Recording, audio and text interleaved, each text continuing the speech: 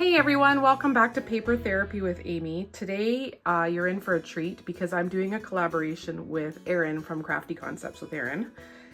And I'm sure we'll both link each other's videos down below. And the theme of our collaboration is scrapbooking non-Christmas pictures with Christmas paper. And I chose this paper because I have a specific use for it.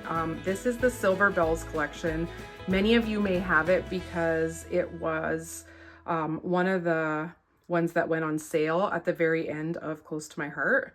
I am also going to use a little bit of Stampin' Up Christmassy paper, and I have something that just matches this paper. So obviously I'm not going to be able to use the most Christmassy sheets, but I think I'm going to find a use for a lot of these sheets. So let me show you my photos. I'll just show you a few here. I've printed them this way because I want to get a lot on this page, and this is inside the Louvre. That is, of course, a very famous museum in Paris, and I just thought that these colors couldn't go better with all the stone and marble, and it's very fancy and gilded. There's actually quite a bit of gold as well. So I'm going to be using these awesome pictures, and I'm going to be scrapbooking them, and I can't wait for you to see what my plan is. So yeah,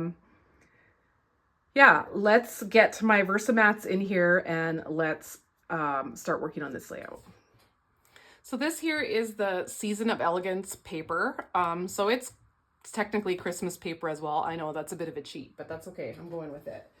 And then I'm going to choose out of here the papers that are not so Christmassy. So I would say this one is not that Christmassy. Actually, on both sides, it could be used for non-Christmas. And the rest of them are pretty Christmassy. Maybe not this one either, although I don't know if this is quite appropriate for this. It's like all lights being strung. I do also think that a lot of these zip strips could be used because they have like a geometric pattern which works well with the moldings and stuff in the Louvre.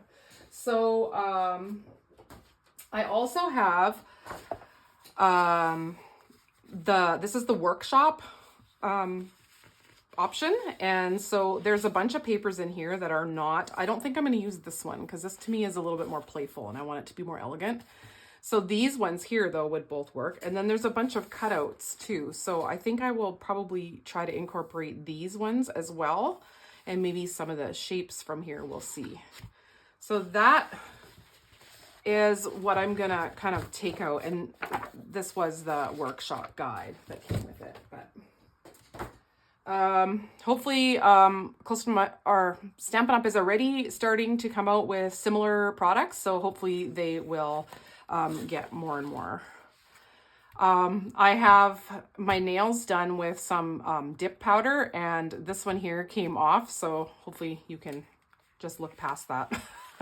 I'm like, oh, I should redo that one because I'm doing a whole video with my hands in it, but alas, I'm probably going to take the rest of it off too, so anyway, here we go. Now I want to show you how I'm going to do the photos. So I printed them in that tiny size, and I'm going to need some white. So on the Canon Selfie, which is what I have, you can print photos in different collage options. They did change the app, so my Canon Selfie video doesn't really apply anymore because you can't print more than one of these photos at a time unless they're identical. It used to be that you could just select the layout. So if you selected this layout and you clicked on 10 photos, it would just keep adding them to this same layout, but it doesn't do that anymore. So a lot of people are complaining. Hopefully they're going to change it back because it's very frustrating that for each one 4x6 I want to print, I have to go back in, and unless I'm doing full 4x6s like this, I have to go back in and recut it, select them all the time. Enough chit chat. I want to show you how I'm going to lay this these two pages out. So let's get these out of here.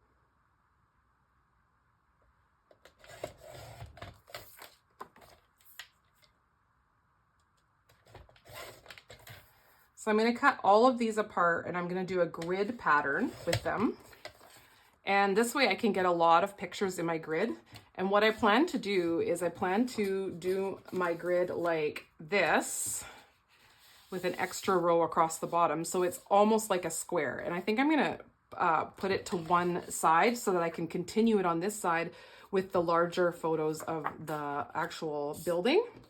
But what's going to be really cool about this photo is I'm actually going to cut this one into a grid as well and leave a little white gap in between so that you're seeing it as if you're like looking through a window with the lines in it.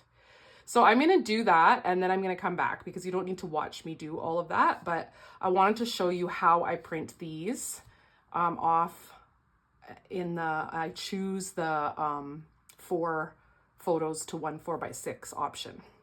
And then you can flip them either way, but I wanted them all to be portraits so that they could all be the same way. And if you wanted, you could just cut a little, like this one here, you could cut a little off the top and a little off the bottom, and then you would have squares, right? So this would be, this is 2 by 3. So 3, 2, which makes 4 and 6. But if you wanted to cut a little off the top, and a lot of these I could, then I could have squares, but some of them I didn't want to, and I think you're gonna see how it's gonna work out to my advantage. So I'll be right back. I'm back here and I've got the 2 by 3 size pictures glued down, and it's a little bit of a finicky work gluing them down, but I do just eyeball it. I did have to trim some of them because I hadn't cut them perfectly the same size. So it is by no means perfect, but it looks pretty good as long as the little white gaps between photos are close to the same size. I want to add in, this was the one paper that wasn't super Christmassy, so I'm going to add this one in behind, and I think it goes really nicely with the marbles and the beiges and cream tones in the background of this building. And then I'm going to use these little scalloped edges. These pieces came out of the workshop kit and I just thought they were perfect for this layout. So I strategically cut the beige background paper there the same size as those end pieces so that they would continue right into the end pieces. And I believe that those are 10 by 9 inches. So the beige mat is 10 by 9 inches and the white mat is 9 by 8 1/4. Once I had my layers created, I did gut out. So I'm just showing you here how I gut out one side of the beige paper because there's so many layers of paper here. And I also gut out that teal paper in the background. It's from Season of Elegance, and it's the back side, and I got that one out so that I could use the gilded side on my embellishments and my title. So the gilded side just has some gold modeling in the center. I think I show you a sheet of it later on. But otherwise, I will link that Season of Elegance paper down below, and I will link anything else that I may have used, although this is mostly a layout from my stash.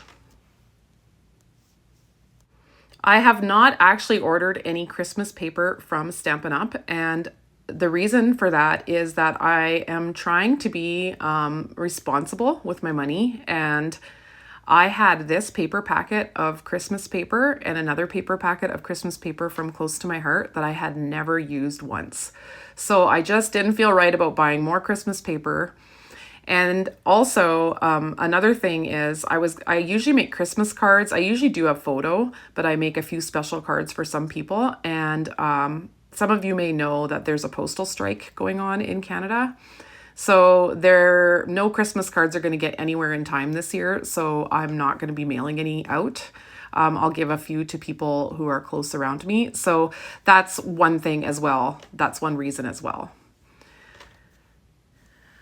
Back to my layout here, I am considering cutting down the picture of my husband and me to put on this. I think this is called a real estate square or a bracket square, but I just wasn't sure I wanted to do that yet, so I decided to move on to something else. Now, I know I said that I might not use this paper with the swooping lights, but I ended up really liking how it looked. I tried all different colors against here, and I really liked this one the best.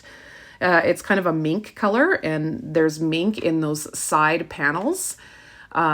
Those panels with the brackety looking swoopy edges. That paper has like a diamond pattern on it and it's mink colored. So it just looked really nice together. So I decided to make this banner where I'm going to place my title on out of mink. out of these swoopy lights. And I do have a piece just poke out from the other side just a little bit, just to bring that paper to the other side. So it looks like that banner goes right across and goes underneath my photos, but it really doesn't. I'm just inking around all my edges here. I love the definition that it gives, especially when you're working on light like colors. This particular ink that I'm using is charcoal. That's what I usually use. I have a whole spare charcoal pad that lays open on my desk a lot.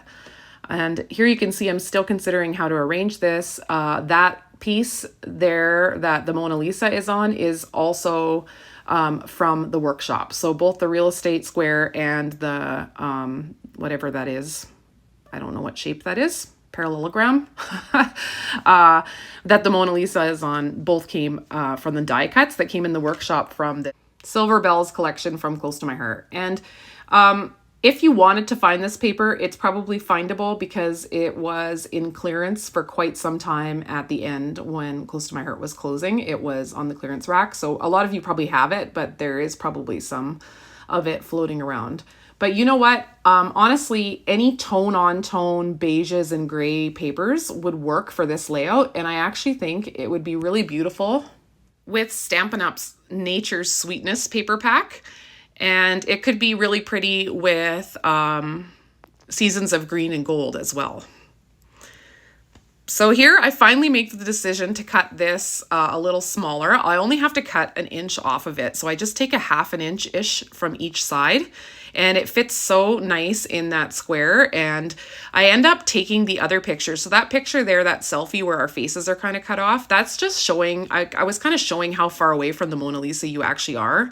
But I didn't love that picture. I put it on because I had the spot for it and I had printed it out. But I decided, you know what, I don't really need that picture. I'm fine with the Mona Lisa picture. I can remember how close it was.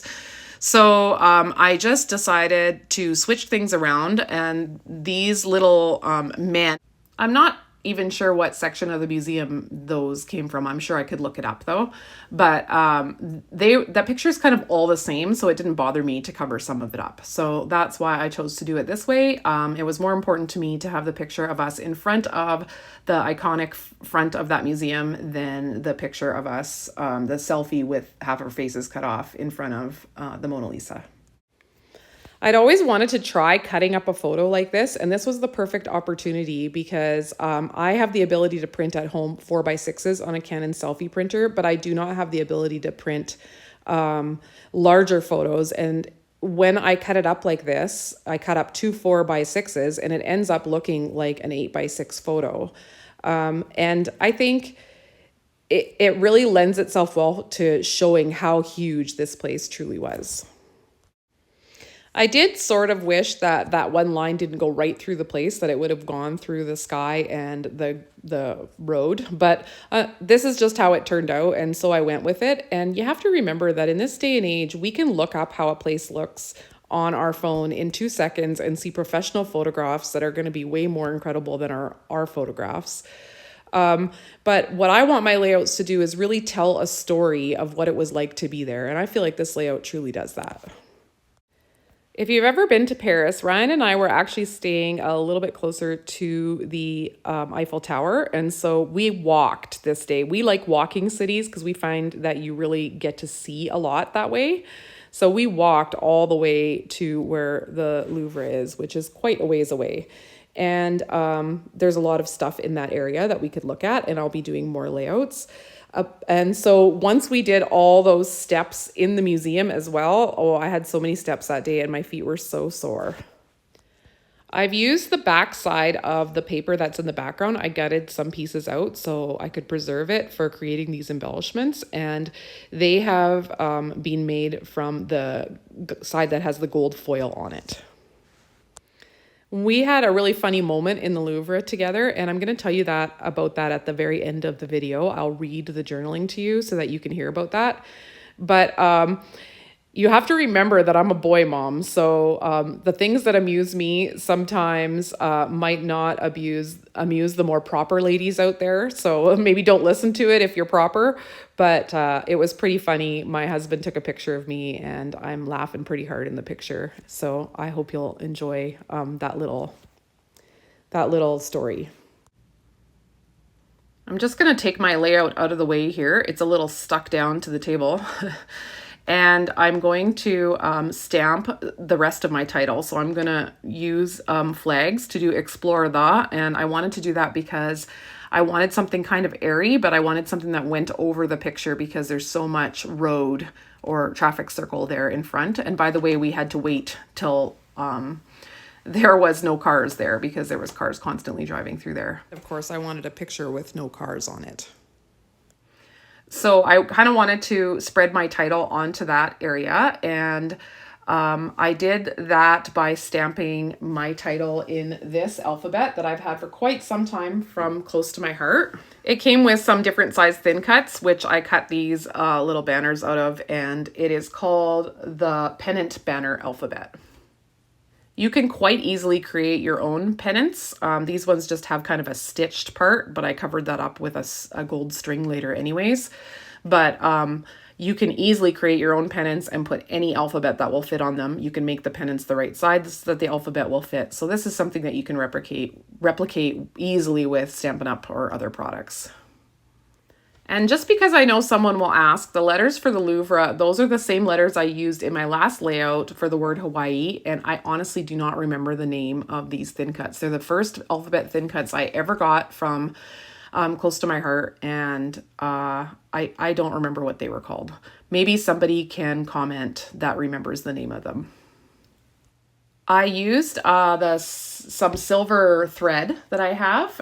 It's quite fine. And I ended up gluing it across the tops. I did not film that because it was really finicky work. I just used the Barely Art glue, and I wouldn't recommend it. I would recommend the glue, but I wouldn't recommend trying to do it with this thinnest of string, but it's what I had, and I wanted to have a little bit more gold. And I end up swirling around the ends of the string. You've seen me do that before. I have it in other videos. And all I do is I do a bead of the Barely Art glue in a swirl, and then I follow that swirl with the string and just kind of hold it in place till it tacks down. And then once it glues down, or you can even go over it again and let the glue really tack it down. But once it glues down, it never will lift up again. It's a really neat way to kind of just let the ends of your strings swirl. So I'm just adding in my leaves to the other side of the page here. I am really going to be minimal with my embellishments to this layout because I don't really have super appropriate things for this museum. And I think there's a lot of pictures to take in on this page, so I'm okay with the space around the outside. And I really love the background paper. I love the way it looks like a canvas, and it looks like paint's kind of running down it. Just reminds me of all the paintings that we saw and the ceilings that were painted so beautifully in the Louvre. So this, of all my layouts that I've done, I feel like this layout really tells the story of the place that we were in. And I really like it when that happens. That's happened more often, but when that happens, I'm always extra happy with the layout. When Erin and I decided to do this collaboration, she suggested using Christmas paper for outdoor photos, which would have been a great idea. And she knows that I do a lot of scrapbooking of the outdoors. But I already had this in the back of my mind. So I said, can we just adjust it to using Christmas paper for non-Christmas themes? And she said, of course. And so I know the layout that she's doing is something very different than this. So it's going to be fun to see what she's come up with. And I'm sure it's going to be awesome, as her layouts always are. And you guys are discovering with us what the other one did, because we did not show each other our layouts before this. So I have an idea, and she has an idea what our theme that we picked is, but we do not know what the other person actually created. So here is my Christmas, but not really Christmas, layout of the visit to the Louvre Museum in Paris. And you'll see I made a little change here. I realized that I didn't leave any journaling space, and I did want some journaling space because there's a cute story to go along with this layout. And I'm just gonna read my journaling to you, and then I'm gonna give you a close-up. And I have something in the journaling about one photo, and I'll give you a bit of a longer view of that photo so that you can understand what my journaling is meaning. So I put the journaling here, and I'm just going to read it to you. It says, the story. Ryan and I decided in our 36-hour visit to Paris, one thing we really wanted to do was visit the Louvre.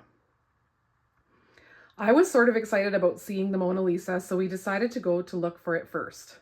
This iconic museum is over 650,000 square feet, and we ended up going in the wrong direction and started with the gallery of marble statues.